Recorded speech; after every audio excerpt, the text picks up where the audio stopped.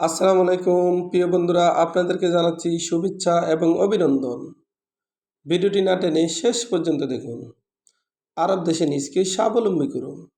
প্রবাস জীবনে নিজকে দক্ষ হিসেবে গড়ে তুলতে হলে আরবি ভাষা জানতেই হবে। ভিডিওটি ভালো লাগলে সাবস্ক্রাইব করে সঙ্গেই থাকুন। মালুম এর অর্থ জানা, মালুম তার মানে জানি। আবার মালুম এর অর্থ ফারি।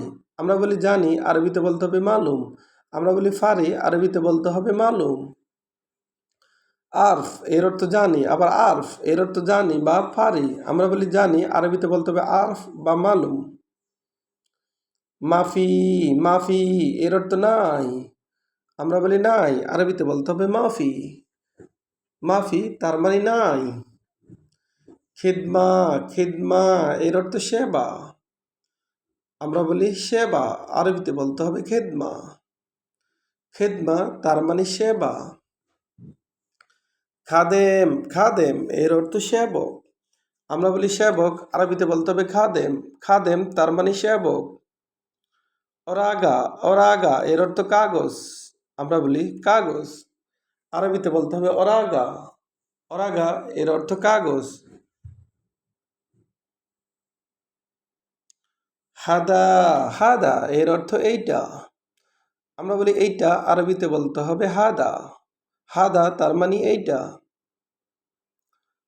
কয়েস, কয়েস এর অর্থ ভালো।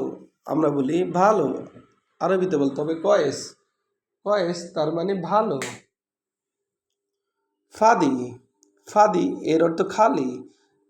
আমরা বলি খালি, আরবিতে বলতে হবে ফাদি। আমরা বলি অবসর, আরবিতে বলতে হবে ফাদি। মালুমাত, মালুমাত এর অর্থ তথ্য। আমরা বলি তথ্য, আরবিতে বলতে হবে মালুমাত। আবার দেখুন, মালুম, মালুম এর অর্থ জানি। মালুম তার মানে জানি বা জানা। আবার মালুম এর অর্থ ফারি। আরফ, আরফ এর অর্থ জানি।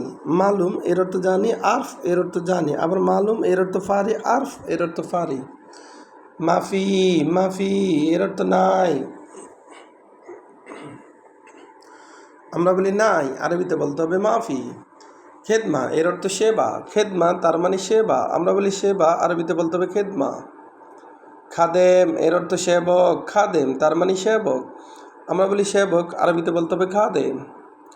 অরাগা এর অর্থ কাগজ। অরাগা এর অর্থ কাগজ। আমরা বলি কাগজ, আরবিতে বলতে হবে অরাগা। হাদা, হাদা এর অর্থ এইটা। হাদা তার মানে এইটা। কয়েস এর অর্থ ভালো। কয়েস তার মানে ভালো। ফাদি এর অর্থ খালি। মালুমাত এর অর্থ তথ্য। মালুমাত তার মানে তথ্য। ভিডিওটি ভালো লাগলে অবশ্যই সাবস্ক্রাইব করুন এবং শেয়ার করুন। ভুল হলে ক্ষমা করবেন।